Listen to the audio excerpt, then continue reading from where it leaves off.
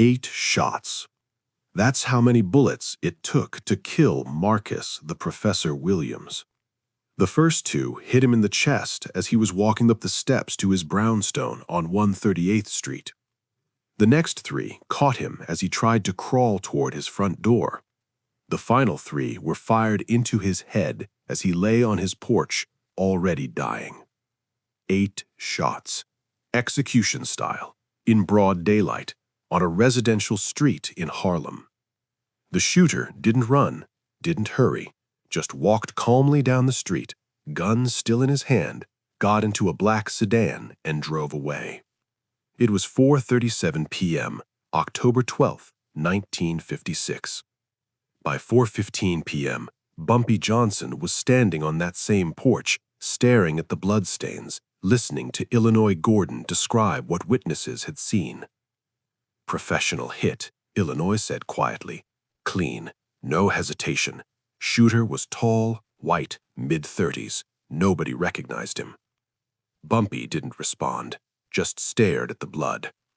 Marcus Williams had been his mentor, the man who taught Bumpy how to run numbers when Bumpy was 18 years old, the man who taught him that respect in Harlem wasn't bought with violence, it was earned with intelligence, strategy, and loyalty.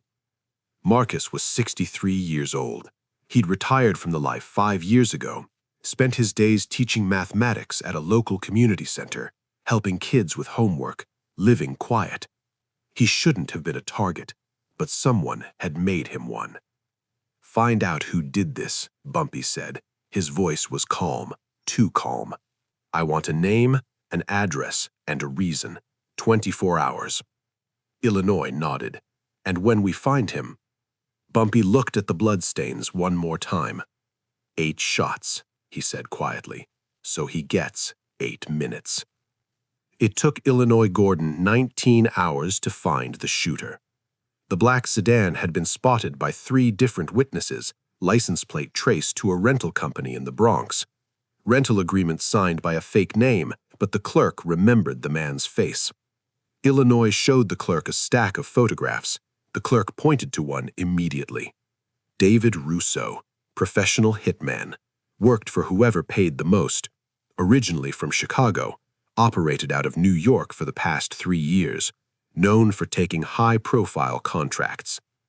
"Where does he live?" Bumpy asked. "Apartment in Hell's Kitchen, West 47th Street. "Who hired him?" Illinois pulled out another photograph. Best intel says Vincent Gallo, Genovese captain. He'd been celebrating. The hit had gone smooth, clean, no complications. Vincent Gallo had paid him $5,000. Easy money. Russo walked toward his car, slightly drunk, feeling good about himself. He never saw the 2 men waiting in the shadows. Willie Lee stepped out first, gun already drawn. "Don't move." Russo's hand went to his waistband where he kept a .38 revolver. Marcus Cole came from behind, put a gun barrel against the back of Russo's head. "Hand comes out empty or it doesn't come out at all." Russo slowly pulled his hand away from the gun, raised both hands. "You boys got the wrong guy," Russo said. His voice was steady, professional. "I don't know what you think We know exactly what you did. Yesterday, 3:47 p.m., 138th Street, 8 shots. Russo's face went pale. Marcus pulled Russo's gun from his waistband, patted him down, found a knife in his boot, took that too. "Get in the car," Willie said, gesturing to a dark sedan parked at the curb. "Listen, if this is about the hit, I was just doing a job. Someone paid me. I don't have anything personal against..." Willie hit him. Not hard, just enough to shut him up. "Get in the car." Russo got in. They drove for 30 minutes, out of Manhattan, through the Bronx, into an industrial area near the Harlem River, where abandoned warehouses lined empty streets. They stopped in front of a warehouse with broken windows and a rusted door. Willie and Marcus pulled Russo out of the car. Inside the warehouse, Bumpy Johnson was waiting. He stood in the center of an empty room, Concrete floor, metal beams. No furniture, no light except what came through the broken windows from the streetlights outside. And standing behind Bumpy were 20 men, all of them holding weapons, all of them watching Russo. Russo looked around, calculating his chances. They weren't good. "David Russo," Bumpy said quietly. "You killed Marcus Williams yesterday. 8 shots. You want to tell me why?" "I was hired," Russo said. His voice was steady, still professional. "It was just business, nothing personal." Marcus Williams was 63 years old, retired, teaching kids math. He wasn't in the life anymore, so why would anyone want him dead? "Old grudge. The guy who hired me said Williams disrespected him 20 years ago, wanted payback." "And you didn't think to ask questions?" Russo almost smiled. "I'm not paid to ask questions. I'm paid to pull triggers." Bumpy nodded slowly. "How much did you get?" $5,000. "Marcus Williams' life was worth $5,000 to you." "It's just business," Russo repeated. Bumpy took 3 steps forward until he was standing directly in front of Russo. "Okay," Bumpy said. "Then here's your job now." He gestured to the warehouse door.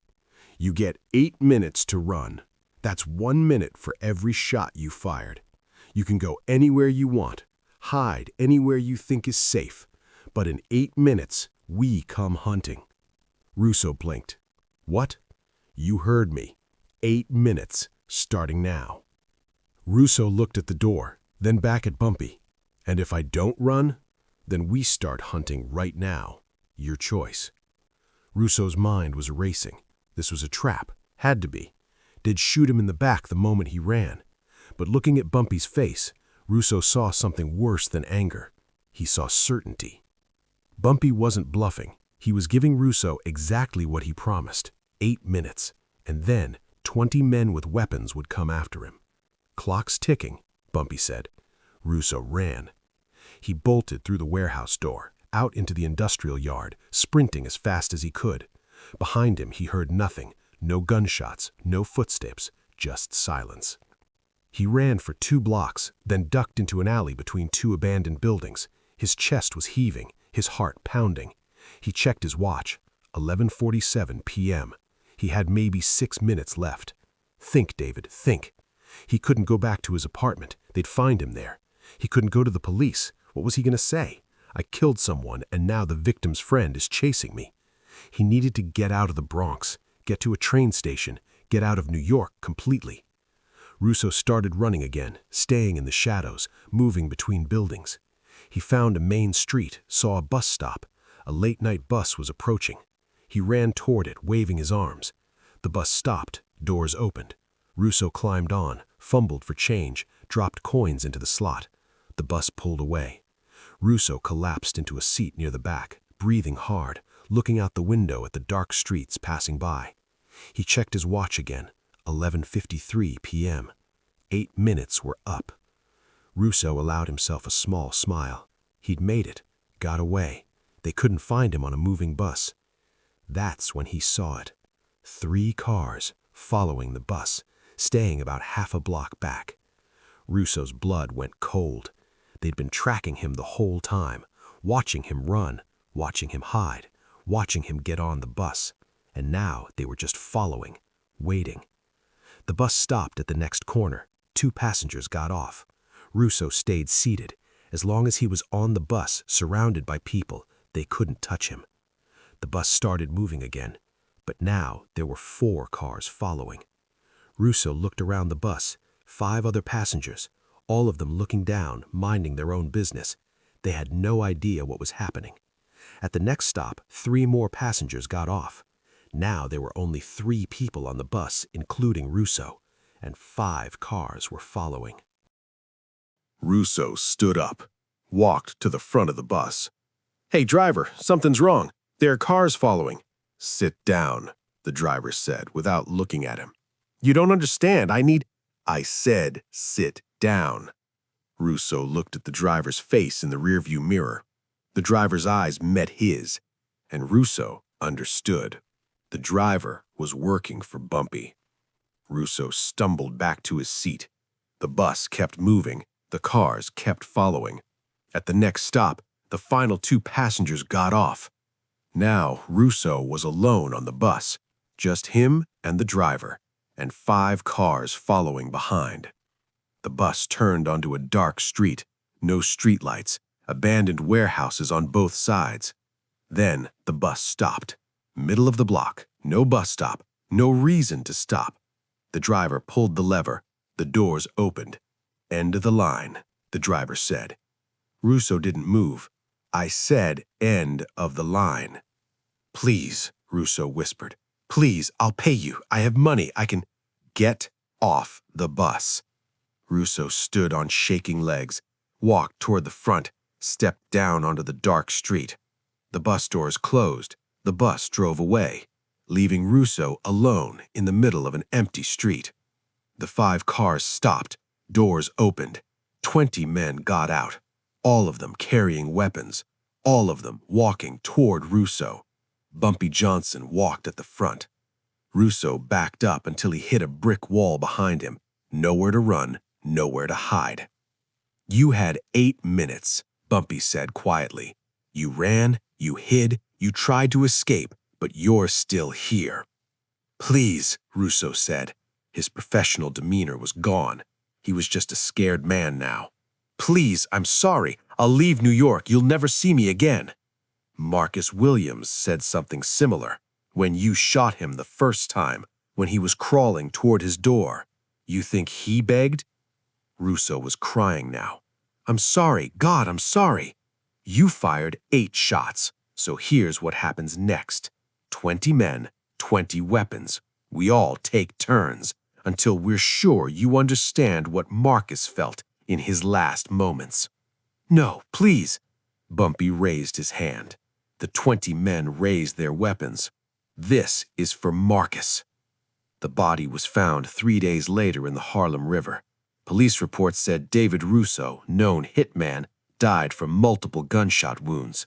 At least 15. "Nothing," Gallo said finally. "We do nothing." "But boss," Bumpy Johnson just sent a message. The message is, touch his people, pay with your life. You want to test if he's serious? His man shook his head. "Then we do nothing," Gallo repeated, "and we stay out of Harlem."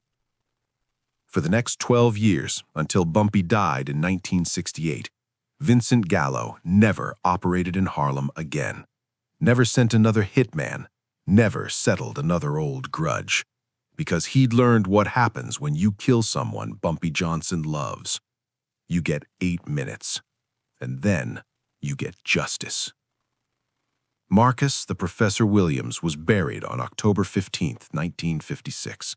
Over 800 people attended the funeral. Students he'd taught, families he'd helped, old friends from his days in the numbers racket, and Bumpy Johnson standing in the back, silent. After the service, one of Marcus's former students approached Bumpy. Young man, maybe 20 years old, wearing his best suit. "Mr. Johnson?" the young man said quietly. Bumpy looked at him. "Professor Williams was the reason I stayed in school, the reason I didn't end up on the streets. He tutored me for 3 years, never asked for anything in return." The young man's voice cracked. Did you find who did it?" Bumpy was quiet for a moment. "Yes. And it's handled." The young man nodded slowly. "Good. Thank you." He walked away. Bumpy stayed until everyone had left, until the cemetery workers had filled in the grave, until the sun had set and darkness covered the graveyard. Then he placed one item on the grave, a pocket watch, the same watch Marcus had given Bumpy 30 years ago when Bumpy was just starting out. "You taught me everything," Bumpy said quietly to the grave. "How to think, how to plan, how to survive. And you taught me one more thing." He paused. "You taught me that some debts can only be paid in blood." Bumpy turned and walked away. Behind him, the grave was silent, but everyone in Harlem knew justice had been served. 8 shots, 8 minutes, 20 men, 1 man.